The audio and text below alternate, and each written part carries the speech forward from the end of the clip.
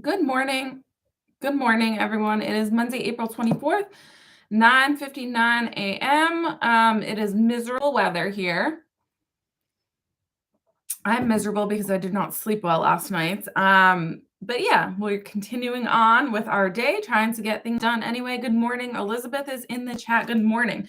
So before I start, I'm gonna have to break up this part into several different segments, but we're on to part 3, which is the means of grace. And so the first means of grace they cover in this catechism, Spirago and Clarke, is the holy sacrifice of the Mass. And so I want to cover that, but it's rather long. So I'm going to have to split it up. I'm going to try to keep this to around 30 minutes. So I'll try to not run my mouth that much, but there are a few thoughts I just want to say in the beginning. So things I have been pondering yesterday since I went to the Eucharistic miracle exhibits. Now that I have calmed down and got the Protestant woman out of my head, if you missed that live stream, go back and watch it. I won't repeat the story. But anyway, now that I have gotten that mocking of the religion out of my head and I'm no longer angry, I was pondering the Eucharistic miracles and what I read. And I was thinking about the possible Eucharistic miracle that happened in Connecticut. And I think it is very significant if it proves to be true. First of all, there are no Eucharistic miracles in the United States up until that one, if it is approved. That would be the first one and the only one. The fact that it happened at Father Michael McGivney's parish is very significant because he was a great champion for the poor, first of all. The poor Catholic immigrants that were persecuted in America. A lot of people forget that. But yes, we were persecuted by Protestants. I know the big bad Catholic Church is evil, but if that Protestant lady knew her history yesterday, maybe she would have watched her mouth in a Catholic parish because we were persecuted. Okay, so he was a champion for the immigrants, and he himself was an Irish. I don't think he was born in Ireland, but maybe his parents or something. So he has a fascinating story. Look it up. But the other thing, he was obviously the founder of the Knights of Columbus, and so this was to help the poor, to help the persecuted immigrants, but not only in a material way where they could provide some insurance for widows so they could keep their kids, and some monetary assistance and some charity, but also to combat Freemasonry, because Freemasonry was coming and taking the Catholic immigrant men and promising them jobs.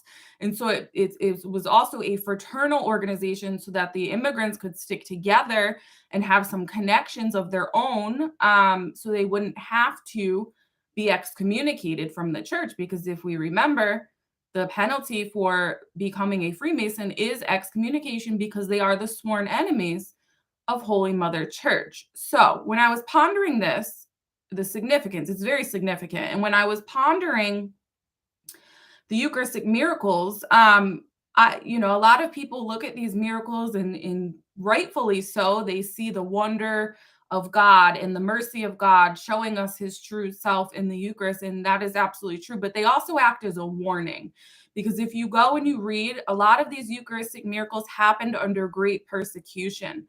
Amongst the enemies of God.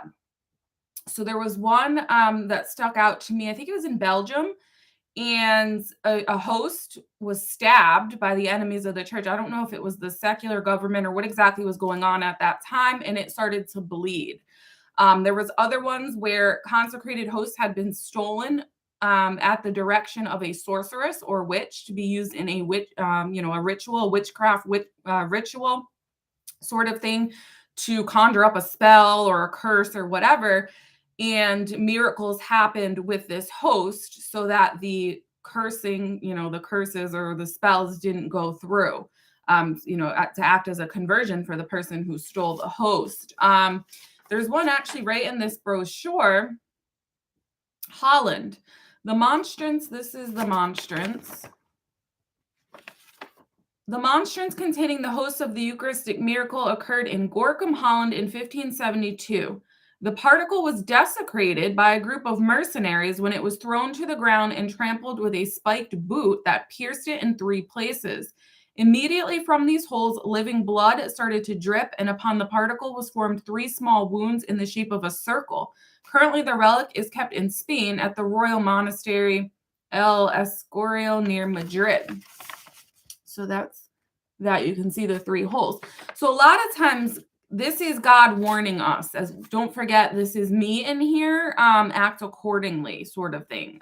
So I just wanted to point that out. And so I don't think it's a coincidence by any means that if this miracle gets approved, it is at a time when we are facing some heat from the secular authorities, from the Protestants, from the Freemasons here in America. You know, in a lot of ways, American Catholics, we had pockets of persecution here and there, but largely we have been comfortable, right? You know, unless you get too Catholic, then sometimes you get some pushback. But with this new communism and this woke mentality and all this, there's definitely persecution that has already started and that is coming our way. And so I don't think it's a coincidence that the founder of the Knights of Columbus's old parish and the founder of the Knights of Columbus founded the Knights of Columbus to combat Freemasonry and indifferent, you know, and with all their errors of indifferentism and subversion and all this stuff. And now we see a miracle, of alleged miracle at his old parish. I don't think that's a coincidence. I think it's a warning, and I think we should heed it. Okay. The other thing I wanted to say was there was something else. Oh, picking and choosing battles. I'm struggling. I'll be honest. If you have suggestions, throw them in the comment box. We are, like I said, okay, so just as the world in general descends further and further into darkness, and the church descends into darkness. Let's talk about the church descending into darkness, because historically, it has been well known amongst historical Catholics that the Roman Catholic Church was the apex of all religions, okay? And so take, for example, many of the cathedrals that were built upon the ruins of pagan temples, or many pagan temples or pagan statues and things that were repurposed and consecrated and repurposed to be used for Catholicism, or many of the belief systems of the pagans or whoever, the elements of them that did have truth. And so this is where I disagree with. I saw a Taylor Marshall video on him pointing out something in Vatican II that was saying all religions have truth to them, and he said no, but that's false. The church has always, the early missionaries of the pagans, that's how they converted them. It wasn't by force, it was by showing them the fullness of their beliefs, because before the light of Christ came into the world, these pagans were doing the best they could. And so they worshiped false gods, which we shouldn't do. We shouldn't have anything to do with that. But some of their practices and some of their beliefs, like there was a lot of old pagan beliefs about like a virgin, and so the Catholic Church was able to come in and say, well, that's the Blessed Virgin Mary, things like that. And so kind of capitalize on what there was true in the religion and then bring it to its fullness. It's the same thing with the Jews, right? So you see like this mirror in the Old Testament and the New Testament. And Father Mark, I think it was Father Mark from St. Helena's was just talking about this. I think it was him. In the Old Testament, you have, Joseph, who fled to Egypt and then ended up saving his family from the famine, right? In the New Testament, you have Saint Joseph, who saves the Holy Family by fleeing to Egypt. And so it's this, in the Old Testament, you have Passover of a lamb, an animalistic lamb getting slaughtered. In the New Testament, you obviously have Jesus Christ, the Paschal Lamb. And so it's this whole apex of religions wound up into the summit, which is the Roman Catholic Church, which is the fullness of truth. Okay. And so Catholics, we have lost sight of that. For some reason, we want to go backwards. I don't know why. I don't understand it myself. It makes zero sense to me logically, but a lot of Catholics want to go backwards. So you have whole Catholic families practicing Native American beliefs. Like, first of all, just on a natural level, you look stupid because you're not Native American. You're like white from like England or somewhere. Okay, you look dumb. Like, you just look stupid. Okay, so that's number one. Or the Eastern beliefs, like, are you Chinese? Like, sure, I'll try to cook some Chinese food, but that's about the extent of it, because we've all now been told we're all equal and we're all the same. Well, we're not. I have news for you. The way I go about my life and my culture is much different than how a Chinese person goes about their life within their culture. Much different. They can't even be compared. Now, will I go to the Chinese market and get some tea? Absolutely. But that's about where we part ways. There's nothing wrong with keeping your culture and sharing what is good from each culture with each other. That's what we should be doing. But anyway, so the weirdos take it one step further. Those who are lost and are seeking for truth are going backwards. Instead of looking for truth in the history of the church, they are looking for truth in other practices. You see it with the charismatic movement. Yep, picking on you again. Y'all want to take lessons from Protestants, which is insane to me. You see it with like the new agey stuff. So all this stuff, we have some reason we want to go backwards, which I don't get, because this has already all been established. The Roman Catholic Church is the fullness of the truth. It is the apex of religion, et cetera, et cetera. And we're going to learn about a lot about why today, the holy sacrifice of the Mass, things like this. So where was I going with this? As the world continues to, in the church, continues to go backwards and descend into darkness and get back to, I would say, like spiritual infancy is where people are putting themselves. They're spiritually speaking, they want to go to the beginning, which is wrong. Instead of progressing towards heaven and, towards truth, there's going to be more and more enemies. And so we have to discern, and I don't know how to do this yet. So again, if you have suggestions, put it in the comments, which battles to fight. When do we defend the faith? When do we call people out for being wrong? I haven't really figured that out yet. I would say the majority of our time needs to be spent working on our own souls. But when opportunities present themselves to defend the faith, we should probably do that. So I'm actually struggling with, should I said something to the Protestant woman yesterday? I don't really know. I'm going to have to bring it to prayer. But all we can do is the best we can in the moment with what we have to work with. And I was quite frankly just in a mood. So it was probably best I didn't say anything, because I don't think it would have been productive, whatever I had to say, which is a problem with me. I have to figure out how to discipline myself enough to be able to calm my emotions, think clearly, and address the enemies of the church in a charitable way. And that is something I struggle with and I hope to improve upon. But the more we descend into this darkness within the church, within society, the more enemies we are going to have. And like I tell my kids all the time, like, people hate you just for what you believe. Like, it has nothing to do with you personally. They hate Jesus. They hate the church. It has nothing to do with you. They just hate that you're a part of it. And so I try to prepare them to not take it personally. And that's what we all have to do, not take it personally. But that can be very hard, especially when you have a deep love for the church. So we have to figure out a way to pick and choose our battles, be prudent. We don't have to address every argument that comes our way, because there's going to be a whole lot. And so we have to, I don't know, I'll be thinking about it in the coming days and weeks, how to discern when to address what and how. So let's continue on in our catechism, because again, this is the solution. Okay. So getting back to the catechism, this is the standard operating procedure. This is the only way everything will change. So the holy sacrifice of the Mass, and this is again under the means of grace on sacrifice in general. Since the most important of all the means of grace, the Holy Mass, is a sacrifice, it is necessary first of all to speak of sacrifice in general. The word to sacrifice means to offer something valuable to some person as a token of affection for or dependence on that person, or to surrender something that we prize for the sake of another. If a father gives all he has to his sons to enable them to pursue their studies and himself lives in straitened circumstances, he is said to make a great sacrifice for his children. When a soldier marches to battle for the defense of his country at the risk of life and limb, he is said to sacrifice himself for his country. By a sacrifice to God is signified something given up to God. Out of love to him, the poor widow cast into the treasury the last 2 mites which she possessed. In doing this, she made a great sacrifice for God's sake. Tobias did the same when in captivity. He distributed alms to his poor fellow countrymen, and at peril of his own life buried the bodies of the slain. The Jews made a sacrifice when, after the giving of the law, they brought gold, silver, precious stones, purple, etc., to Moses for the making of the tabernacle. We are told in Holy Scripture that to keep the commandments, to depart from injustice, and to do mercy is to offer sacrifice. The essential part of a sacrifice is the surrender or renunciation of some object which we highly prize.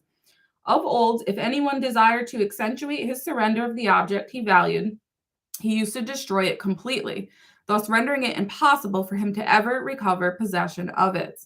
The sacrifices offered by Cain, Abel, and Noah were all of this nature. Abel slaughtered and burned the firstlings of his flock. His brother Cain offered of the fruits of the earth gifts unto the Lord. Noah, on leaving the ark, took some of the animals and offered them as holocaust upon the altar he had built. Hence, the word sacrifice signifies the voluntary surrender or the destruction of an object which we value to give honor to God as our supreme Lord. It is no uncommon thing among men to present a valuable present to someone as a sign of respect or an act of homage. Subjects not unfrequently offer the best produce of their land or their skill to their monarch. So we ought to give to God what we most value. And as an estate, there are certain honors, which it is the exclusive prerogative of the ruler to receive. So the offering of sacrifice is an act of homage, which can be paid only to God. 2, there are bloody and unbloody sacrifices. As may be seen from the sacrifices of Cain and Abel, the oblation offered in sacrifice varied according to the nature of the possessions of him who offered it. Either a victim such as an ox, a lamb, a dove, was taken from the animal kingdom. This was a bloody sacrifice because the blood of the victim was shed. Or an oblation was taken from the vegetable kingdom, some species of food such as flour or fruit or drink, wine for instance. This was an unbloody sacrifice because it was without shedding of blood. The animals used to be slaughtered, their blood poured upon the altar, and their flesh either consumed entirely by fire or eaten in part by the priests and Levites. The fruits of the earth were either burned or eaten. Wine was poured as a libation on or before the altar. 3, the intention of a sacrifice may be to give honor to God, to give thanks to him, to entreat a favor, or to make propitiation. The offering of a sacrifice gives outward expression to the feelings of the heart. The man who has a due knowledge of God, who knows him to be the Almighty Creator, the wise and bountiful preserver and ruler of the world, will be penetrated with sentiments of respect, of gratitude, of confidence, and of contrition. And since it belongs to the nature of man to manifest outwardly what he feels inwardly, he will evince these sentiments by the surrender, the renunciation, or destruction of some object that he values. These sentiments are essential to a sacrifice. Without them, it would be mere hypocrisy. Consequently, the sentiment of a compunction is of itself sometimes designated a sacrifice. Sacrifices of praise used to be offered daily in the temple. Noah's sacrifice was a sacrifice of thanksgiving, while the sacrifices which Judas Maccabees caused to be offered before going to battle were deprecatory sacrifices. Those offered for the warriors who fell in the fight were expiatory sacrifices. 4, the custom of offering sacrifices has existed in all times and among all nations of the world, except the Protestants are too good for that for some reason. Sacrifices have been customary from time immemorial. They were offered by Cain and Abel, the children of the first man and the first woman. They were found among Jews and Gentiles. The Jewish high priest offered an oblation morning and evening in the name of the people. First, he burned incense upon the altar. Then he offered an unbloody sacrifice consisting of flour, oil, and frankincense. And finally, a sacrifice in which was shedding of blood, the victim being a lamb of 1 year without blemish, together with an oblation of food and drink. On the Sabbath day, 2 lambs of a year old, together with bread and wine, were immolated in addition to the daily oblation. Special sacrifices were also appointed for certain feasts. The heathen nations also offered sacrifices, but their ideas on the subject were perverted. And so that just goes into my point of what I was trying to point out earlier. They understood the basics. They understood sacrifice. It was just disordered. And so the church came in to the pagan nations and said, and rightly ordered their religion, basically is what happened. But now we want to go back to disordered practices, and it makes no sense. It's honestly a stupidity. It's actual stupidity. We're getting stupider. And I don't know, I think what a lot of it has to do with a vacuum was created, and I'm not going to go off on a big tangent, but a vacuum was created by Protestants in the rationalists, and now people have a need for mysticism and have a need for whatever and are going totally off the tracks in the other direction. Okay, let me stop. So the heathen nations also offered sacrifices, but their ideas on the subject were perverted, for they offered human sacrifices and not to the true God, but to idols. Hence, St. Paul says, the things which the heathen sacrifice, they sacrifice to devils and not to God. We read in Holy Scripture that the king of Moab took his oldest son and offered him up for a burnt offering upon the wall in order to obtain help against the Israelites. The Phoenicians and other Asiatic people used early to immolate young children to their god Moloch. The brazen statue of the deity being made red hot and the children cast into its arms. The custom of offering human sacrifices formerly prevailed to a great extent in Mexico. It is said that the number of victims slaughtered yearly amounted to no less than 20,000. Human sacrifices, and so that was why Our Lady of Guadalupe showed up, by the way. Okay. So it is said that the number of victims slaughtered daily amounts of no less than 20,000. Human sacrifices are not yet entirely abolished, as they are still customary among savages, notably among some African and Indian tribes. How sad is the condition of man without the Christian faith? And if these writers ever saw the human sacrifice going on in the West today, they wouldn't believe it, I don't think, because yes, how sad is the human condition without the Christian faith indeed.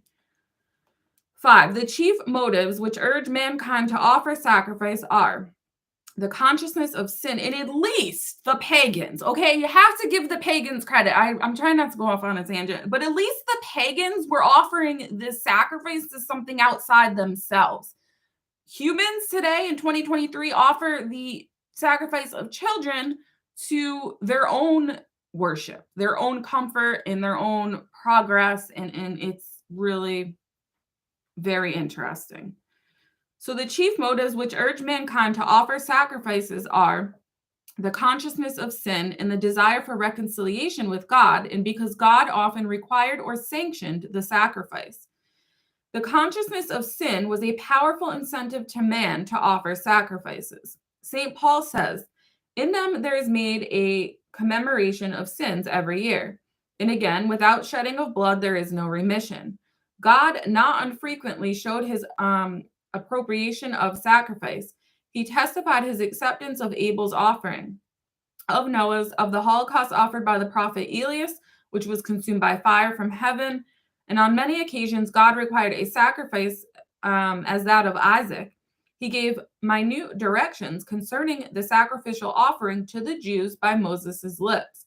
The knowledge that God approved of and even demanded sacrifices from man was a potent motive inducing him to offer them. The sacrifices of the Jewish nation were particularly that of the Paschal lamb and the victim of expiation were typically of the great sacrifice that the Redeemer was to offer on Mount Calvary. And think about how specific God was. And go back to the Old Testament. Think about how specific God was in directing exactly how he wanted to be worshiped. Exactly. I mean, really like extreme detail. I always thought it was boring and strange, like reading about the dimensions of the tabernacle and all this stuff, but it's to prove a point that God has the right to demand how he wants to be worshiped, and he tells us, and it's not a secret, and maybe we shouldn't mess with it. So this whole idea of, oh, God knows what's in my heart. Yes, okay, but that's has nothing to do with the fact that he has already publicly told us, public revelation, right, that he wants to be worshipped in this way. So I'm telling you, people are getting dumber, and I'm having a hard time. I'm having a hard time. Okay. In the Old Testament, everywhere there is shedding of blood. This was typical of the blood of Christ, whereby we are purified. On the great day of atonement, one of the ceremonies consisted in this. The high priest laid both of his hands upon the head of one of the goats, which were to be offered up for the people, confessing at the same time the iniquities of the children of Israel and praying that they might light upon the head of the animal. Thereupon the goat was turned out into the desert to express symbolically that the sins of the people were taken away out of God's sight. Since the Jewish, and that's interesting when you think of where we are supposed to be laying hands, having the laying of the hands today. Interesting. I'm not talking about the fake baptisms of the Spirit, laying of the hands. I'm talking about the actual sacraments, baptism, that sort of thing. Since the Jewish sacrifices were but a foreshadowing of our Lord's expiatory, I can never say that word, sacrifice, they ceased after this was offered, as had been foretold by the prophets. Nor were this, and that's Daniel, the book of Daniel refers to that, and OC, which is now Hosea in most modern scriptures. So Daniel 4:27, X is 10, 9:27, and OC 3:4, or Hosea 3:4. Nor were the sacrifices of the heathen anything more or less than a seeking after, and this is my point, seeking after the true sacrifice of atonement.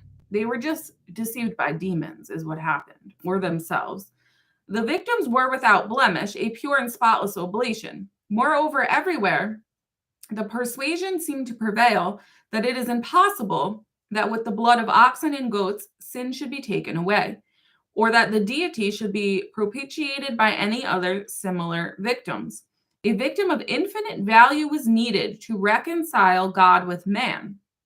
And now obviously brings us to the next section, which is the sacrifice of Christ upon the cross. And I will read that tomorrow. But you can see how the Old Testament foreshadows the New Testament, right? And you can see how not even just the Jewish religion, all of the religions, they all understood that sacrifice was a part of worship in religion. It wasn't until the Protestants came along where that whole concept was turned upside down and there was no need for that. And as long as you, I guess, love God, all is well. But God demands worship and sacrifice. So there's that problem. Hi, Katie. I don't like the AI Jesus, scary 6 feet. Yeah, somebody else said that. Y'all are crazy. I don't know. I thought it was a cool picture. Don't look at it. Good morning, Elizabeth.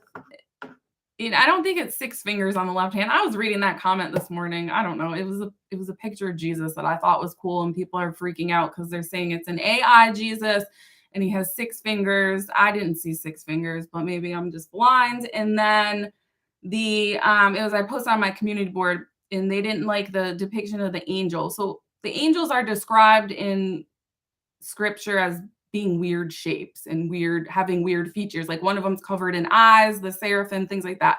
So I think that's what they're trying to get at. I thought it was a cool picture. Sorry if you don't agree. No, you're not offending me. No, not you. I was reading that this morning. I think it's like, I don't think there was 6 fingers, but if there is, I'm sorry. I didn't mean to offend anyone or offend Jesus. I just thought it was a cool picture. Maybe I'll just take it down. All right, y'all, I am out. 10:27. Peace out. Hope y'all have a wonderful day. Joan of Arc Media out.